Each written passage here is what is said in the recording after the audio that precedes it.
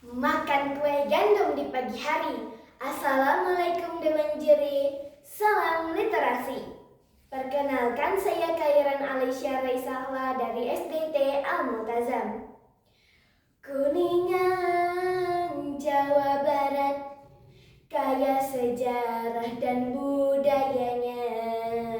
Kuningan, Jawa Barat, kaya cerita legendanya. Inilah kisah Ki Gede Padara dan legenda Cigugur Kuningan. Wilujeng ngadangukeun. Dikisahkan seorang pertapa sakti di dusun Padara bernama Ki Gede Padara yang dikaitkan dengan asal-usul nama Cigugur. Tetapi di balik semua kesaktiannya menyimpan sebuah penderitaan yang mendalam. Di usianya yang sudah sangat tua, Ki Gede Padara menantikan kematian sewajarnya, meninggalkan kehidupan fana dan kembali menyatu kepada Sang Pencipta. Tetapi belum terlaksana.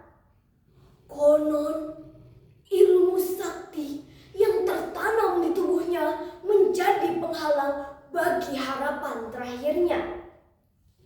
Hingga kabar ini terdengar sampai ke Arya Kemuning, penguasa wilayah Kajeneng atau Kuningan. Kemudian mengunjungi kediaman Ki Gede Padara. Ki Gede, saya mendengar tentang kesulitan yang engkau alami. Apakah ada yang bisa saya lakukan untuk membantumu? Anak muda, aku hanya ingin pergi dengan cara yang layak. Tetapi kesaktianku menghalangiku untuk melakukannya. Baiklah, saya akan melaporkan ini kepada Syekh Maulana Syarif Hidayatullah Sunan Gunung Jati di Cirebon. Mungkin ia memiliki jalan keluar untuk membantumu. Hingga sampailah Arya Kemuning di Cirebon. Sunan, Ki Gede Padara adalah sosok yang sakti. Tetapi ia terjebak dalam kehidupan yang tidak diinginkannya. Apakah ada cara untuk membantunya? Saya akan pergi menemuinya. Kita akan mencari jalan keluar dari penderitaannya. Singkat cerita, Sunan Gunung Jati dan Arya Kemuning tiba di kediaman Ki Gede Padara. Ki Gede, saya datang untuk membantumu. Sunan, aku hanya ingin pergi dengan cara yang layak. Tetapi kesaktianku menghalangiku untuk melakukannya. Baiklah, saya mengerti. Tetapi ada satu syarat yang harus kau penuhi. Kau harus mengucapkan 2 kalimat syahadat. Baiklah, aku bersedia, Sunan. Sebelum menuntun Ki Gede Padara mengucapkan 2 kalimat syahadat, Sunan Gunung Jati bermaksud berwudu. Tetapi air sangat sulit untuk didapatkan. Kemudian ia bermunajat memohon doa kepada Allah, lalu menancapkan tongkatnya ke tanah. Seketika dari perut bumi memancar air yang sangat jernih, dan perlahan genangan air tersebut membentuk sebuah kolam. Kemudian Sunan Gunung Jati menuntun Ki Gede Padara mengucapkan 2 kalimat syahadat. Tiba-tiba langit mendung dan suara gemuruh halilintar menggema di seluruh penjuru. Dar! Seketika suasana berubah menjadi mencekam.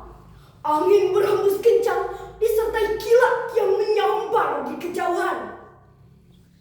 Sunan, Ada yang tidak beres.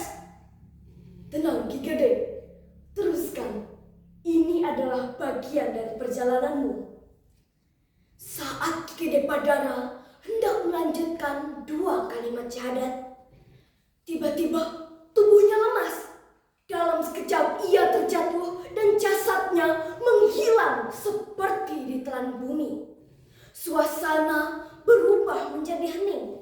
Hanya suara gemuruh halilintar yang terdengar. Sunan, apa yang telah terjadi? Ini adalah kehendak Allah. Ki Gede Padara telah pergi, tetapi jiwanya akan selalu ada di tempat ini. Nah, demikianlah kisah Ki Gede Padara dan legenda Cigugur. Kolam yang tercipta dari keajaiban itu dikenal sebagai Cai Gugur atau Cigugur, yang berarti air yang menggugurkan. Nama ini diambil dari kisah Ki Gede Padara dan menjadi saksi bisu perjalanan spiritualnya. Wilayah Dusun Padara berganti nama menjadi Cigugur. Pesan moral dari kisah ini adalah kembali ke jalan Allah dan tentang pentingnya taubat, pengakuan akan keesaan Allah atau tauhid, serta kesediaan untuk berubah menjadi pribadi yang lebih baik. Terima kasih. Wassalamualaikum warahmatullahi wabarakatuh.